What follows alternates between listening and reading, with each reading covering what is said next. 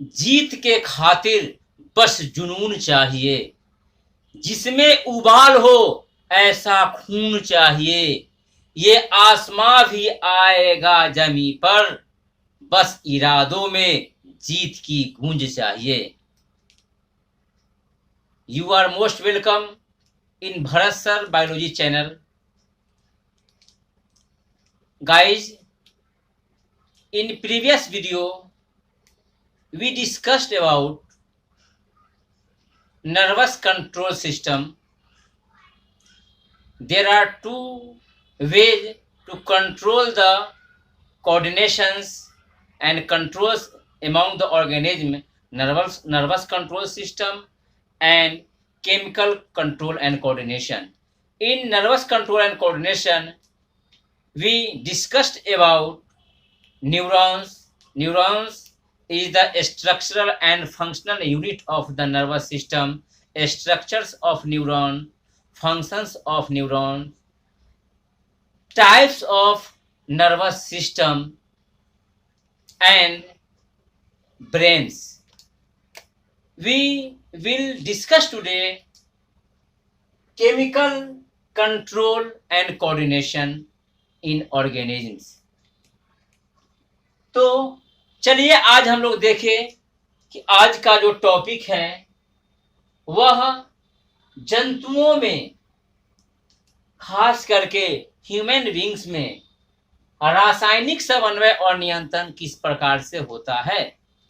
आप देखते हैं कि कुछ ऐसे आपके साथी हैं जिनकी लंबाई अपेक्षा से कम है, जिसको आप ड्वार्फ या बौने की श्रेणी में रखते हैं। कुछ ऐसे भी साथी हैं जो बहुत लंबे पेड़ की तरह बहुत लंबे हो गए हैं। कुछ ऐसे भी साथी आपके होंगे जिनका एक निश्चित समय पे मूछ आ गया है। कुछ ऐसे भी साथी होंगे जिनको बहुत समय बीत जाने के बाद ही मूछ नहीं आता है। आखिर ये सब होता क्या है? ये सब हमारे शरीर में एक chemical, special type of chemicals है जिसका नाम हार्मोन्स है, और उसी हार्मोन से रेगुलेट होता है। उसके एक्सेसनेस से डिसऑर्डर्स भी होता है। तो चलिए आज हम लोग बहुत ही इंटरेस्टेड चैप्टर जो है, टॉपिक है, इस पर हम लोग चर्चा करेंगे। जंतुओं में रासायनिक समन्वय और नियंत्रण किस प्रकार होता है। तो जंतुओं में समन्वय एवं नियंत्रण तंत्रिका तंत्र के अतिरिक्त कुछ विशिष्ट रासायनिक यौगिकों यानी केमिकल कंपाउंड्स के द्वारा भी होता है। यानी यह बात स्पष्ट हो गई कि जंतुओं में समन्वय और नियंत्रण तंत्रिका के अलावा विशिष्ट रासायनिक यौगिकों के द्वारा भी होता है। ये विशिष्ट प्रकार के रासायनिक यौगिक होते हैं जिससे जैव शारीरिक क्रियाओं का समन्वय एवं नियंत्रण होता है।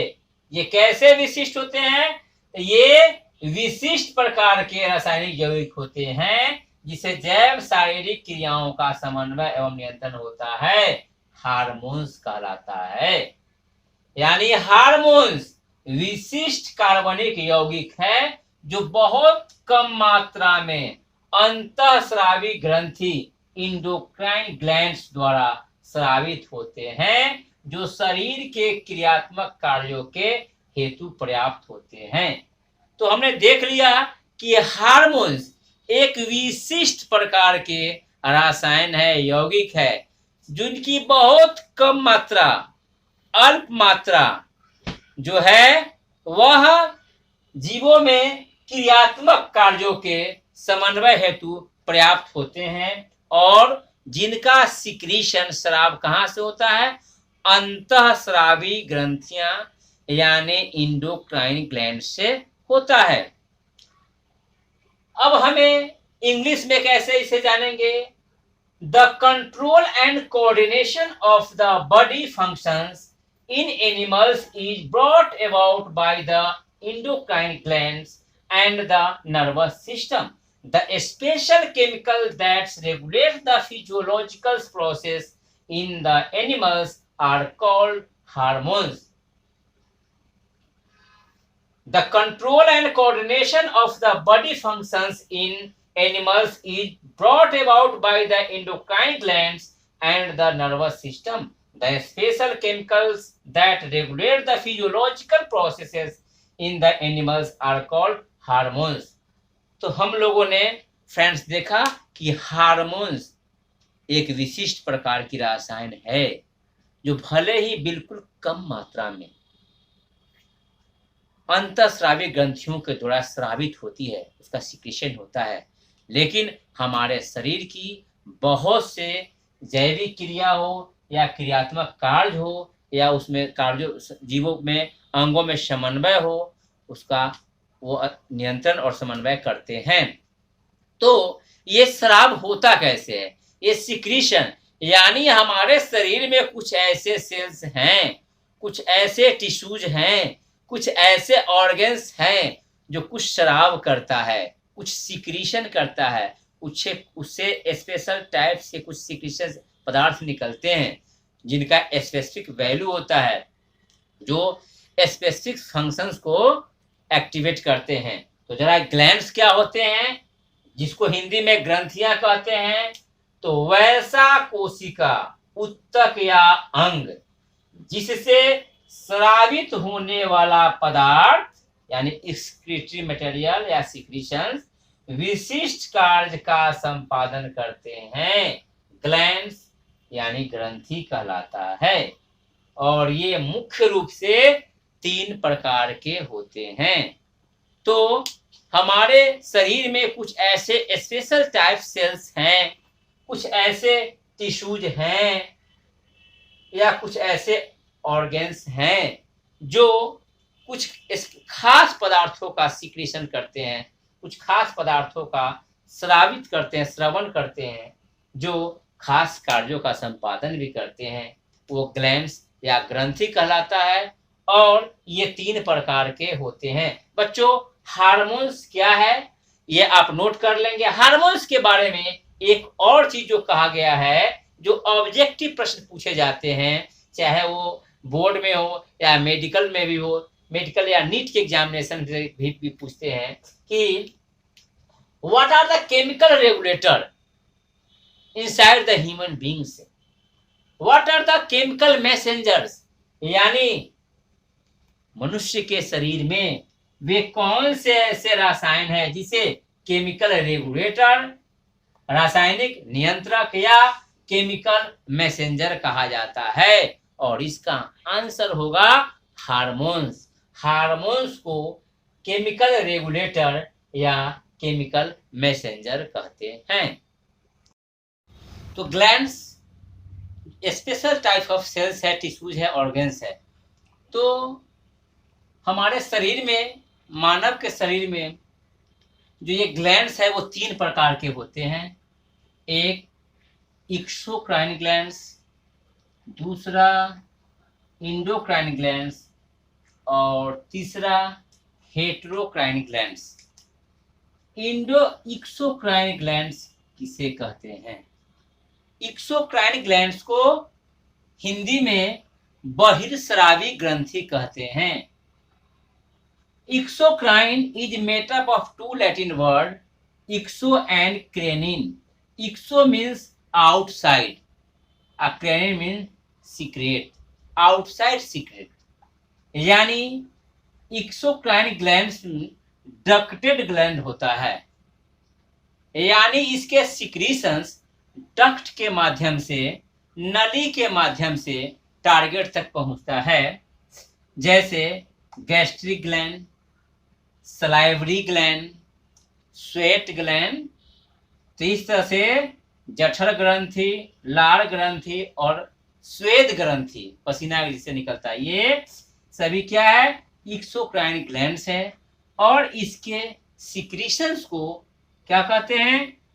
एंजाइम बोलते हैं, एंजाइम्स बोलते हैं। यानी secretion of the exocrine gland is enzymes. अब दूसरा है endocrine glands.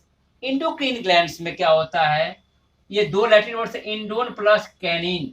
इंडोन means within, to secrets, within से, दैट मीन्स ये डक्टलेस ग्लैंड है, डक्ट नहीं होता है, इसमें नली नहीं होती है और इसके सिक्रीशंस ब्लड के माध्यम से टारगेट तक पहुंचता है। इसलिए इसके जो एग्जांपल्स है pituitary gland, thyroid gland, adrenal gland, gonads, thymus, parathyroids, testis, ovaries, ये सभी जो है एंडोक्राइन ग्लैंड्स है और इसके सिक्रीशंस को क्या कहते हैं, हार्मोन्स। और तीसरा है हेटेरोक्लाइन ग्लैंड्स, माने ऐसे भी ग्लैंड्स है जो exocrine glands and endocrine gland दोनों की तरह कार्य करते हैं, यानी जिससे एंजाइम्स भी निकलता है और जिससे हार्मोन्स भी निकलता है। और पैंक्रियाज एक ऐसा ग्लैंड्स है जो एक्सोक्राइन और इंडोक्राइन दोनों है, यानी पैंक्रियाज से क्या निकलता है, पैंक्रियाज से पैंक्रिएटिक ट्रिप्सिन, पैंक्रिएटिक एमाइलेज और पैंक्रिएटिक लाइपेज निकलता है। और पैंक्रियाज में कुछ ऐसे भी सेल्स होते हैं जिसका नाम क्या है, आइलेट्स ऑफ लैंगरहैंस, और जिसके अल्फा सेल से ग्लूकागन हार्मोन और जिसके बीटा सेल से इंसुलिन हार्मोन का निकलता है। तो इस तरह से हमारे शरीर में there are 3 types of glands occurs inside our body: exocrine glands, endocrine glands and heterocrine glands. Exocrine gland secretes enzymes, endocrine gland secretes hormones and heterocrine gland secretes enzymes and hormones both. तो हम लोग अब मानव शरीर के अंदर अंतःस्रावी ग्रंथियां के बारे में देखेंगे। Endocrine glands in human body, तो कौन कौन से अंतःस्रावी ग्रंथियां हैं, तो पहला हाइपोथैलेमस, पहला अंतःस्रावी ग्रंथि कौन है, हाइपोथैलेमस, और जो हेड रीजन में on the under surface of brain diencephalon में पाया जाता है। इसके अलावा दूसरा है पिट्यूटरी ग्लैंड, जिसे पीयूष ग्रंथि कहते हैं।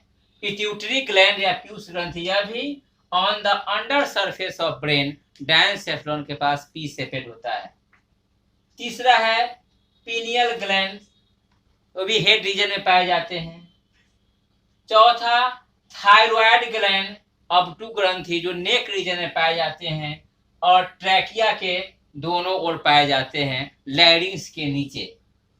चौथा पैराथायरॉइड एंडोक्राइन ग्लैंड्स, जिसे हिंदी में परा ऑब्टू ग्रंथि कहते हैं, और ये थायराइड के बगल में 2 पेयर्स पाए जाते हैं।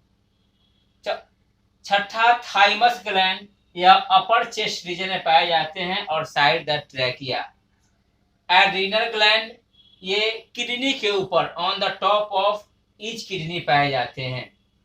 पैंक्रियाज जो हेटेरोक्राइन ग्लैंड्स है, इंडोक्राइन और एक्सोक्राइन दोनों तरह का ये व्यवहार को प्रदर्शित करते हैं, यानी इससे एंजाइम्स भी निकलता है और हार्मोन्स भी निकलता है। ये ठीक ड्यूओडेनम यानी ग्रहणी एंड स्टमक आमाशय के बीच में पाए जाते हैं। और उसके बाद गोनैड्स जनन ग्रंथि, जिसके अंतर्गत 2 एंडोक्राइन ग्लैंड्स आते हैं, testis and ovary. Testis outside the abdominal cavity scrotal sacs में होते हैं और ovary inside the abdominal cavity 1 pairs ovary पाए जाते हैं।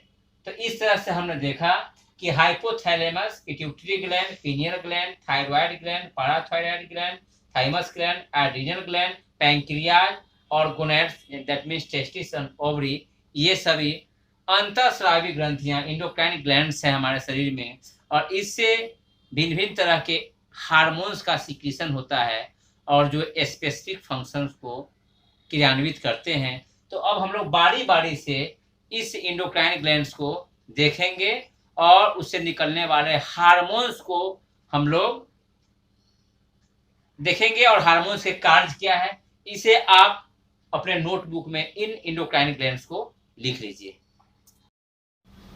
पहला जो इंडोक्राइन ग्लैंड्स है, अंतःस्रावी जो ग्रंथियां हैं, वह हाइपोथैलेमस। हाइपोथैलेमस जो ब्रेन रीजन में डायनसेफलॉन से जुड़ा होता है, और इससे जो हार्मोन्स निकलता है वो न्यूरो हार्मोन्स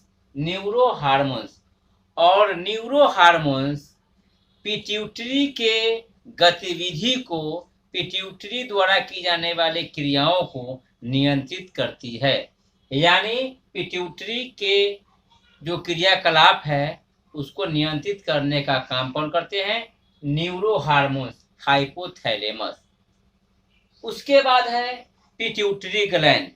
पिट्यूटरी ग्लैंड जो है वह हमारे फोरहेड के पास एस्फेनॉइड कैविटी है, गड्ढा है, और उसी में मटर के दाने के आकार का होता है। और यह बहुत ही महत्वपूर्ण अंतःस्रावी ग्रंथियां हैं। इससे कुल 9 प्रकार के हार्मोन्स निकलते हैं। और इतना ही नहीं, पिट्यूटरी ग्लैंड से निकलने वाले जो हार्मोन्स है वो विभिन्न अंतःस्रावी ग्रंथियों को भी नियंत्रित करती है। यानी अन्य जो अंतःस्रावी ग्रंथियां हैं वो किससे गाइड होते हैं? वो कहीं ना कहीं पिट्यूटरी के द्वारा भेजे जा रहे हार्मोन से होता है। तो पिट्यूटरी से जो निकलने वाले पहला हार्मोन्स है जिसका नाम है ग्रोथ हार्मोन GH, या दूसरा नाम इसका है सोमैटोट्रोपिक हार्मोन STH। जैसा कि नाम से ही है स्पष्ट, ग्रोथ हार्मोन। इसका मतलब यह हमारे शरीर के ग्रोथ को नियंत्रित करती है। ग्रोथ हार्मोन हमारे मसल्स और बोन्स के वृद्धि को नियंत्रित करते हैं, और जब ये निकलता है तो हमारा मसल्स और बोन ग्रो करता है, हमारी मांसपेशियां और अस्थियां बढ़ती है, हमारी लंबाई बढ़ती है। जब इसका निकलना सिक्रीशन बंद हो जाता है तो हमारी वृद्धि रुक जाती है। और आप देखते होंगे कि प्रायः 12 से लेकर 14 साल की उम्र में यह काफ़ी तेजी से बच्चे बढ़ते हैं।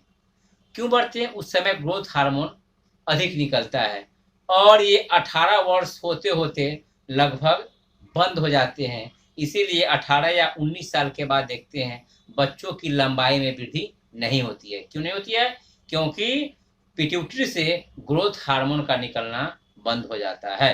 इस तरह से ग्रोथ हार्मोन यदि आवश्यकता से कम निकलता है, यानी जिसे हम हाइपोसिक्रीशन कहते हैं, किसी व्यक्ति में देखते हैं कि यह कम निकला है तो उसकी लंबाई कम हो जाती है और उसे ड्वार्फिज्म कहते हैं। क्या कहते हैं? ड्वार्फिज्म। तो प्रश्न पूछता है कि वृद्धि हार्मोन की कमी से उत्पन्न स्थिति को dwarfism, gigantism, both, none of the above. तो ग्रोथ हार्मोन के कम निकलने से हाइपोसिक्रीशन से क्या होता है?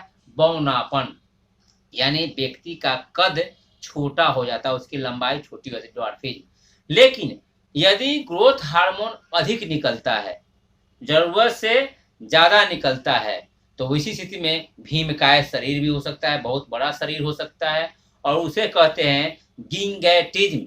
गिंगैटिज्म जो है या जिंगैटिज्म जो है, जो चाइल्डहुड के स्टेज में होता है। कभी कभी देखेंगे कि बहुत कम उम्र के बच्चे, बहुत विशालकाय शरीर उसका हो गया है, जिंगैटिज्म हो गया, भीमकाय शरीर हो गया है। इसका मतलब है उसमें ग्रोथ हार्मोन का सिक्रीशन अधिक होगा। इसके अलावा एक्रोमेगाली स्टेज होता है जो एडल्ट में होता है, और बड़े में एक्रोमेगाली जो ग्रोथ हार्मोन को अधिक निकलने से होता है। तो हमने देखा पिट्यूटरी से पहला ग्रोथ हार्मोन, और ये आप लोगों के लिए बहुत महत्वपूर्ण। इसके बाद है दूसरा जो निकलता है हार्मोन, उसका नाम है प्रोलैक्टिन, जिसको मैटरनिटी हार्मोन भी कहते हैं।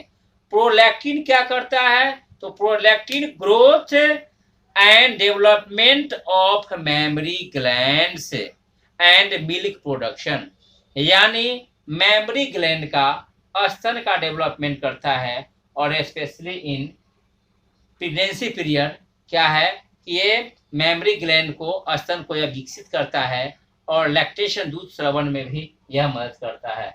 इसके बाद है तीसरा हार्मोन जो निकलता है पिट्यूटरी से, थायराइड स्टिमुलेटिंग हार्मोन, यानी thyroid stimulating hormone pituitary thyroid ग्रंथि के कार्य करने के लिए एक संदेश भेजते हैं हार्मोन्स के द्वारा, थायराइड स्टिमुलेटिंग हार्मोन TSH के द्वारा। और ये TSH क्या करता है, it stimulates thyroxine secretion from thyroid gland, यानी थायराइड ग्लैंड के पास ये खबर TSH थायराइड स्टिमुलेटिंग हार्मोन के माध्यम से भेजता है, और क्या करता है, तब थायराइड से थायरोक्सिन निकलता है। माने थायरोक्सिन कब काम करता है, जब पिट्यूटरी ग्लैंड TSH को भेजता है।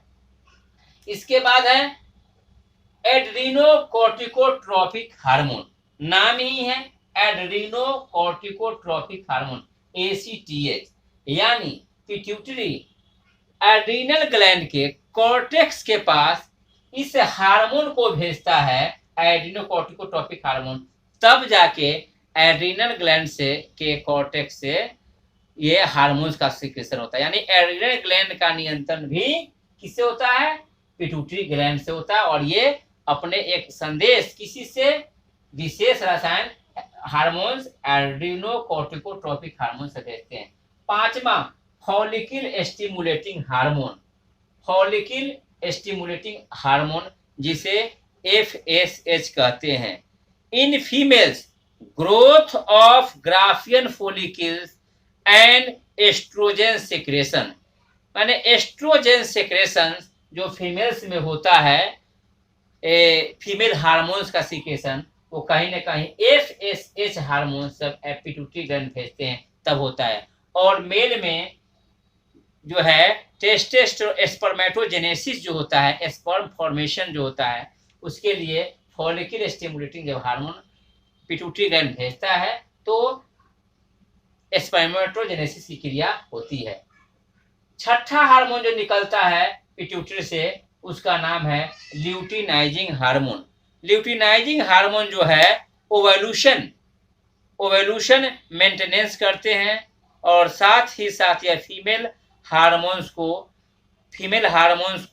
निकालने में मदद करते हैं, और साथ साथ मेल्स में टेस्टोस्टेरोन हार्मोन्स के निकलने के लिए ये भेजे जाते हैं। यानी फीमेल्स और मेल्स में हार्मोन निकलने के ल्यूटिनाइजिंग हार्मोन जब जाता है तब उससे फीमेल्स और मेल्स हार्मोन्स निकलते हैं।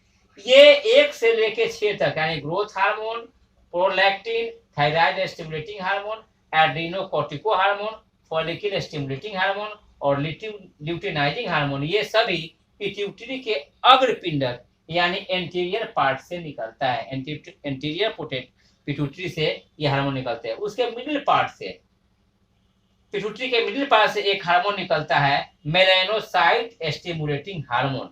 मेलानोसाइट्स स्टिमुलेटिंग हार्मोन या मिडिल लोब से, पिट्यूटरी के मिडिल लोब से निकलता है, और इसका जो मुख्य काम है, ये क्या करता है, तो ये हमारे शरीर में जो पिगमेंट्स है, कलर्ड पिगमेंट मेलाटोनिन है, इसके कारण निकलता है, और हमारे स्किन का रंग जो काला होता है वो मेलाटोनिन के कारण ही होता है। तो ये, इसके अलावा 2 और हार्मोन है जो ऑक्सीटोसिन एंड वैसोप्रेसिन।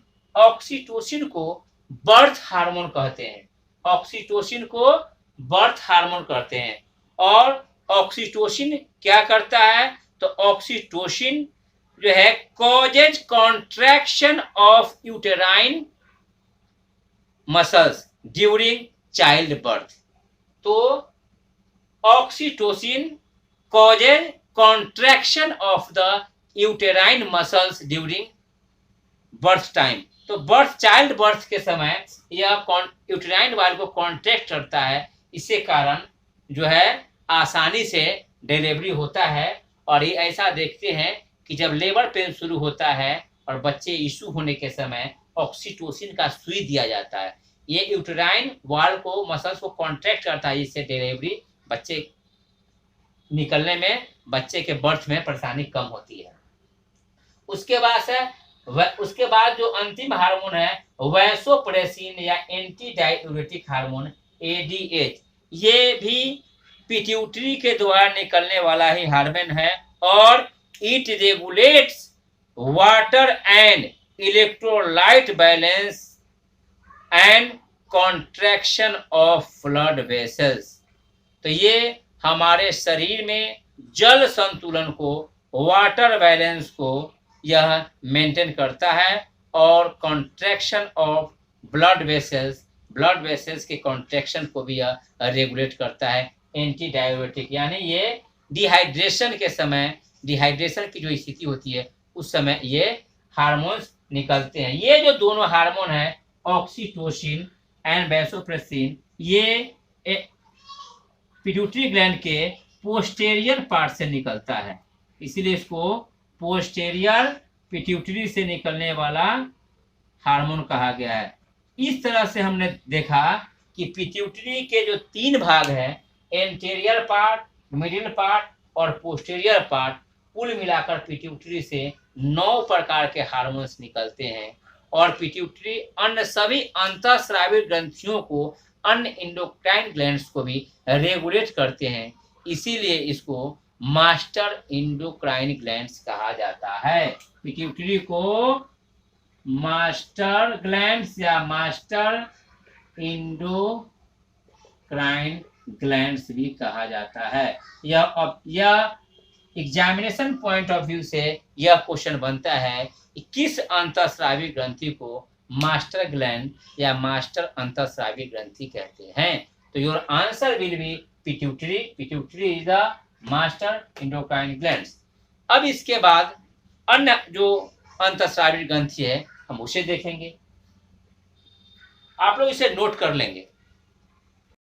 हाइपोथैलेमस और पिट्यूटरी को देखें। इसके बाद हम लोग पीनियल ग्लैंड भी डायनसेफ्लन ब्रेन के पास स्थित होता है, छोटा सा है, और इससे मेलेटोनिन नाम का हार्मोन निकलता है जो हमारी मूड, कभी कभी बोलते हैं मूड खराब है, तो ये हार्मोन जब अधिक मात्रा में निकलता है तो फिर हमारा मूड खराब हो जाता है। या स्लीप, अच्छी नींद आती है इसी के कारण, अगर ये अच्छी मात्रा में निकला नींद आएगी। या सेक्सुअल साइकिल जो होते हैं, यौन क्रिया, यौन चक्र, ये मेलेटोनिन हार्मोन के कारण संपन्न होता था।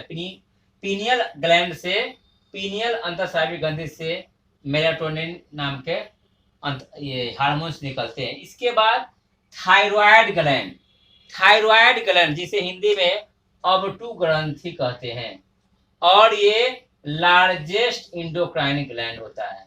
ये क्या होता है? लार्जेस्ट।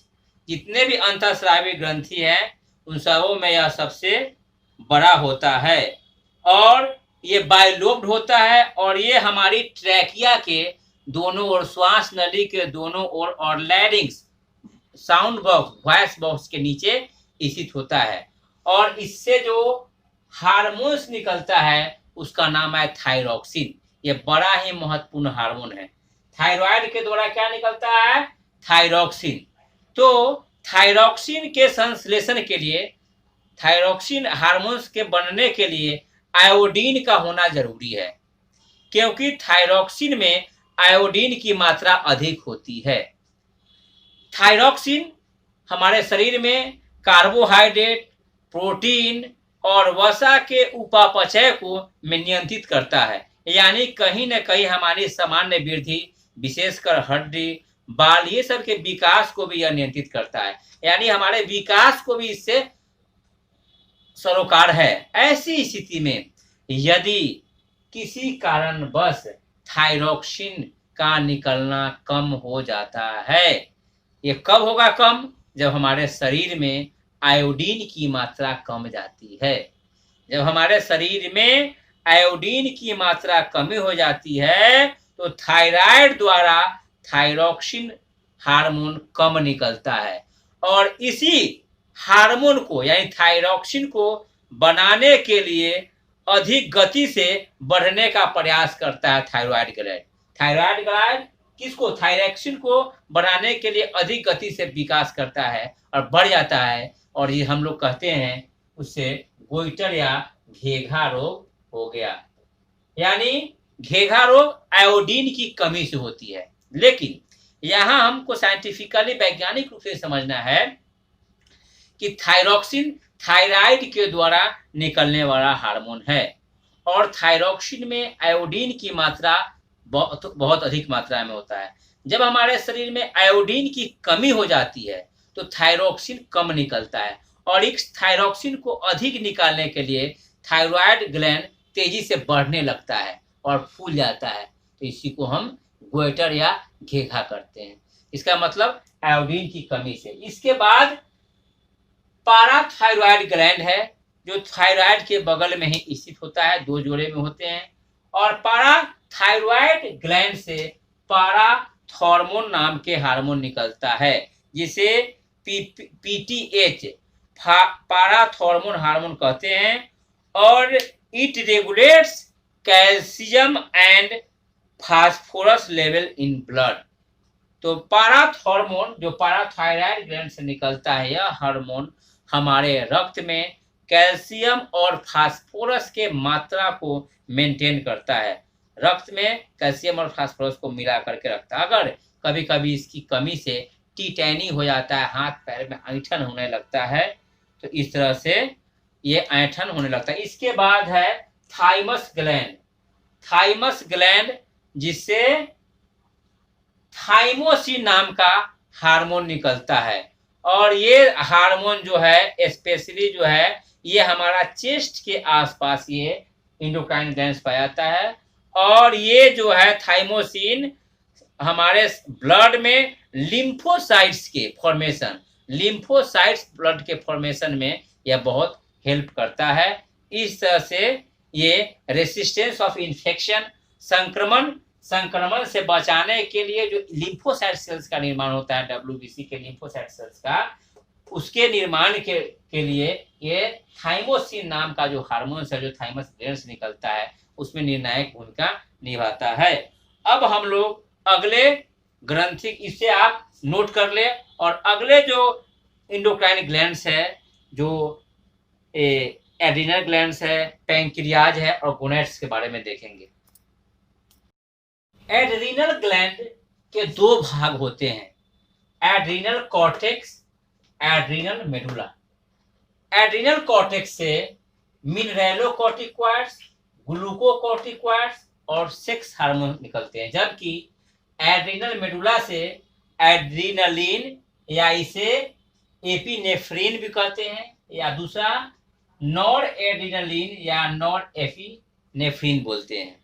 तो एड्रिनल कॉर्टेक्स से पहला हमने क्या, मिनरेलोकॉर्टिकॉइड्स, जिसको एल्डोस्टेरोन भी बोलते हैं, और ये it regulate sodium and potassium concentration in blood and extra cellular fluid, यानी पोटेशियम और सोडियम के आयतन को, वॉल्यूम को मेंटेन करते हैं, उसकी क्वांटिटी को यह ब्लड में। कौन?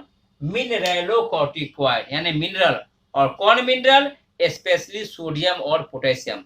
दूसरा है glucocorticoids, that means it regulates the carbohydrate, lipid and protein. Carbohydrate, lipid और प्रोटीन की मात्रा को रक्त में मेंटेन करता है। कौन? ग्लूकोकॉर्टिकॉइड्स। और एड्रिनल कॉर्टेक्स से जो तीसरा है वह है सेक्स हार्मोन, और ये करता है, it stimulates development of external sex characters in male and female. Male और फीमेल में बाह्य जो गौण लक्षण है, लैंगिक लक्षण है, उसको सेक्स हार्मोन से कारण प्रकट होता है। इसीलिए कभी कभी देखते हैं कि कुछ ऐसे भी लोग हैं जिनको समय पे सेकेंडरी सेक्सुअल कैरेक्टर्स नहीं दिखता है, कभी कभी जिनको मूछ आता है, नहीं आ पाता है। इसका मतलब है कि इसी हार्मोन, सेक्स हार्मोन की कमी के कारण ऐसा होता है। इसके बाद जो इसका दूसरा जो भाग है एड्रिनल ग्लैंड का, एड्रिनल मेडुला, उससे पहला निकलता है एड्रीनलिन। ये बहुत इंपॉर्टेंट हार्मोन है बच्चे, याद रखिएगा। एड्रीनलिन क्या काम है? तो it causes stimulation of sympathetic nervous system. ये सिंपैथेटिक नर्वस सिस्टम का नियंत्रण करता है, जिसे इमरजेंसी हार्मोन कहते हैं।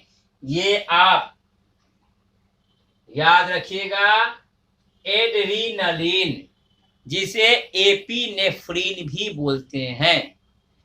एड्रीनलिन को इमरजेंसी हार्मोन बोलते हैं, जो आपके बॉडी को, जब आप किसी चीज से भय हो जाता है, एकदम डरने के तैयार होते हैं, उस समय आपके शरीर में ये हार्मोन निकल के आपको बैलेंस बनाता है। कभी भूकंप वगैरह में जो डर होता है, तो उस समय कौन सा इमरजेंसी हार्मोन, यही हार्मोन निकलता है एड्रीनलिन, और शरीर को सामान्य स्थिति में लाता है। इसीलिए एड्रीनलिन हार्मोन को, जो एड्रीनल ग्लैंड के एड्रीनल मेडुला से निकलता है, इसे इमरजेंसी हार्मोन कहते हैं। और दूसरा है नॉर एड्रीनलिन या नॉर एपिनेफ्रिन, जो ब्लड में शुगर के लेवल को, शुगर की मात्रा को मेंटेन करते हैं।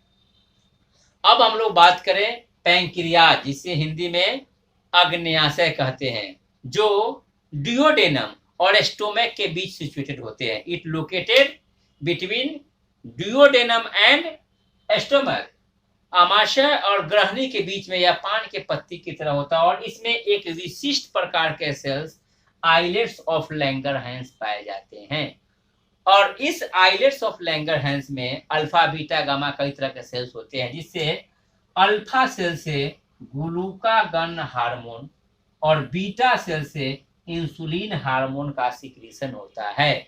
ये ग्लूकागन ब्लड में जब हम खाली पेट सहे होते हैं, तो स्टोर जो ग्लूकोज ग्लाइकोजेन के रूप में है, उसको यह ग्लूकोज में बदलता है। कौन? ग्लूकागन जो है ग्लाइकोजेन को ग्लूकोज में बदलता है, और इंसुलिन इसी आइलेट्स ऑफ लैंगरहैंस से निकलता है, तो ये ग्लूकोज को ग्लाइकोजेन में बदलता है, ग्लाइकोजेन में बदलता है। अगर इंसुलिन किसी कारणवश कम निकलता है, तो वैसी स्थिति में ब्लड में ग्लूकोज की मात्रा बढ़ जाती है, और वो डायबिटिक पेशेंट या मधुमेह या चीनी की बीमारी उन्हें हो जाती है। यानी इंसुलिन ही रक्त में जो ग्लूकोज की अधिक मात्रा है, उसको ग्लाइकोजेन में कन्वर्ट करता है। तो ऐसी स्थिति में ग्लूकागन और इंसुलिन जो है वो पैंक्रियाज से निकलता है। पैंक्रियाज के बारे में हम जानते हैं कि हेट्रोक्राइनिक ग्लैंड्स है। It acts as a exocrinic gland and endocrinic gland both, so it is called heterocrinic gland. और यहाँ हमने देखा कि इससे ग्लूकागन जो ग्लाइकोजेन को ग्लूकोज में, और इंसुलिन जो बीटा सेल से निकलता है, यह ग्लूकोज को ग्लाइकोजेन में बदल देता है। इसके बाद जो अंतिम अंतःस्रावी ग्रंथि है गोनैड्स, जनन ग्रंथि, इसमें टेस्टिस विरिशन और ओवरी अंडाशय। टेस्टिस से टेस्टोस्टेरोन हार्मोन निकलता है। टेस्टोस्टेरोन, और ये कब निकलता है? ये it secretes at the stage of puberty, यौवना आरंभ, जब यौवन का आरंभ होता है, यानी 11 से 12 साल की अवस्था में, किशोरावस्था में जब प्रवेश करते हैं, तो ये यौवना आरंभ होता है, और उसी समय ये टेस्टोस्टेरोन निकलता है, और it control the normal growth of testis and other mail genital organs. तो ये जो है सेक्सुअल जो ऑर्गेन्स है, उसके डेवलपमेंट को यह मेंटेन करते हैं टेस्टोस्टेरोन के कारण ही ये। और प्यूबर्टी के समय मूछ आना भी, जब ये हार्मोन निकलता है तो मूछ आना शुरू हो जाता है। फीमेल्स में ओवरी से क्या निकलता है? Estrogen and progesterone. Estrogen and progesterone ये अंडाशय से निकलता है, और ये it control the normal development of female genital organ.